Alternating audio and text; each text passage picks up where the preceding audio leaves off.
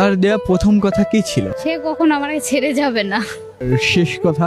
আমাকে প্লিজ ক্ষমা করে দিও, পারলাম না আমি তোমার কাছে রাগ থাকতে।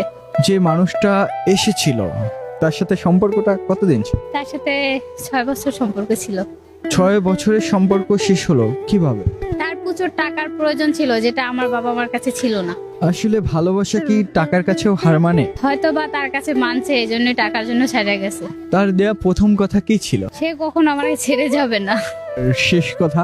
আমাকে প্লিজ ক্ষমা করে দিও, পারলাম না আমি তোমার কাছে রাগ থাকতে। তাকে মিস করা হয়? অবশ্যই মিস করা হয়, তবে আমি এটুকুই বলি যেখানে থাকুক ভালো থাকুক, এতটুকুই তার জন্য দোয়া রইলো, আর কিছু বলার নেই তাকে নিয়ে। যে মানুষটাকে 6 বছর ভালোবাসলেন, ছোট ছোট করে স্বপ্ন সাজালেন, সে মানুষটা আজকে পাশে নেই, কেমন লাগছে? অবশ্যই খারাপ লাগতেছে, তবে পৃথিবীটা অনেক বড়, কোনো না কোনো একদিন অবশ্যই তার সাথে আমার দেখা হবে, এটা ভেবেই ভালো লাগে। সে পৃথিবীতে বেঁচে আছে, এটাই যথেষ্ট।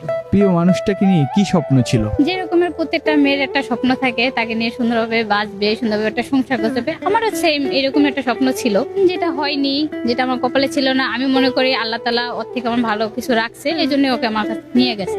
ভালোবাসা সুন্দর যদি মানুষটা সঠিক হয়। যদি সঠিক মানুষ না আসে, তাহলে আমি মনে করি খুবই খারাপ একটা সিচুয়েশন, যেটা আর কি বলে বোঝানো সম্ভব না। যার সাথে ঘটে শুধুমাত্র সেই বুঝতে পারে।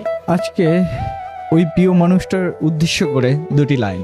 তার উদ্দেশ্যে আমি একটা কথাই বলবো, আমার সাথে এরকমটা না করলেও পারতো।